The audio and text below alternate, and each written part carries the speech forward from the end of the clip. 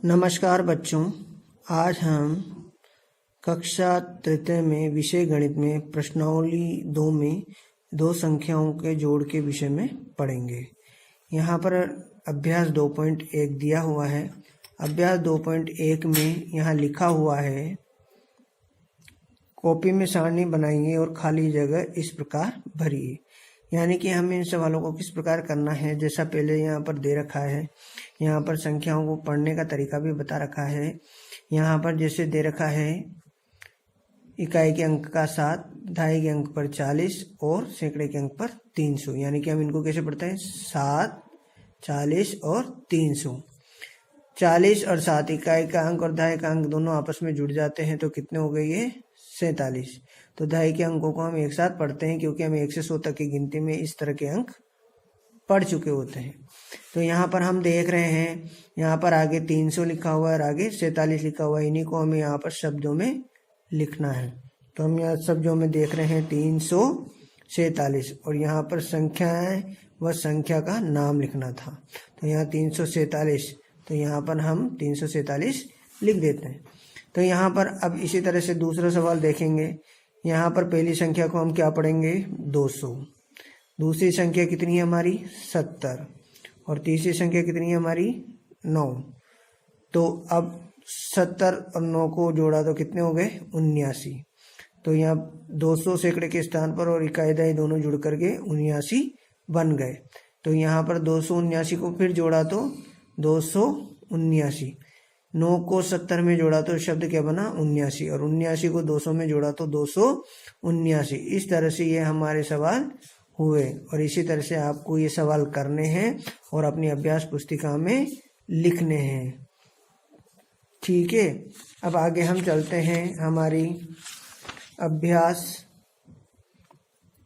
2.2 में।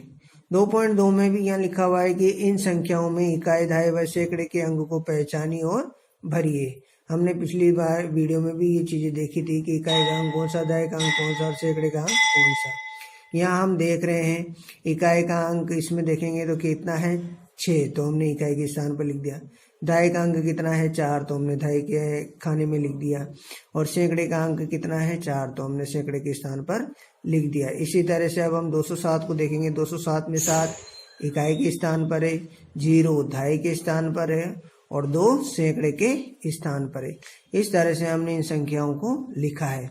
हमें ये संख्या पढ़ने में आसानी होती है यदि हमें ये पता हो इकाई का अंक कौन सा है, दहाई का अंक कौन सा है, सैकड़े का अंक कौन सा है, तो हम आसानी से संख्याओं को पढ़ लेते हैं। इसी तरह से ये सभी कार्य आपको अपनी अभ्यास पुस्तिका में लिखने हैं, जैसे मैंने यहाँ लिखे हुए हैं। अभी इस सवाल में हमारे यहाँ इकाई का अंक दे रखा है, दहाई का अंक दे रखा है, लेकिन सैकड़े का अंक नहीं दिया हुआ है, इसलिए यहाँ पर हमने ये खाली छोड़ दिया। इकाई के स्थान पर इकाई का अंक लिख दिया, दहाई के स्थान पर दहाई का अंक लिख दिया। इस तरह से आपको इकाई, दहाई व सैकड़े की पहचान करनी रहेगी। इसी में नीचे अभ्यास 2.3 है। 2.3 में यहाँ पर दे रखा है, सारणी बनाकर खाली स्थान भरिए। अपनी कॉपी में भी बनाइए। यहाँ पर वही जैसे हमने अभी 2.1 में करा था वैसे 2.3 में है, पर यहाँ पर हमें उन दोनों का मिक्स रूप दिया है। 2.1 2.2 को मिला करके 2.3 के सवाल बनाए गए हैं। यहाँ संख्या लिखी हुई है 263। अब ये 263 में हम देखेंगे 3 कहाँ पर है, इकाई के स्थान पर। 6 कहाँ पर है, दहाई के स्थान पर, इसलिए कितने हो गए, ये 60। और 2 किसी स्थान पर है, सैकड़े के स्थान पर, तो इकाई, दहाई, सैकड़ा, तो ये हो गए 200। तो यहाँ पर हमने उसी चीज को समझाया कि 2 कहाँ लिखा हुआ है, सैकड़े के स्थान पर, 6 दहाई के स्थान पर और 3 इकाई के स्थान पर। तो अब हम इस संख्या को पूरी को क्या पढ़ेंगे, 263। ठीक है, इसी तरह से यहाँ पर हम देख रहे हैं 149 लिखा हुआ है। 149 किस तरह से बना, 9 इकाई का अंक है तो 9 लिख दिया, 4 दहाई के स्थान पर है तो 40 लिख दिया और 1 सैकड़े के स्थान पर है तो 100 लिख दिया। तो 1 सैकड़े के स्थान पर, 4 दहाई के स्थान पर और 3 इकाई के स्थान पर। इस तरह से अब इस संख्या को हम लोग क्या पढ़ेंगे, 149।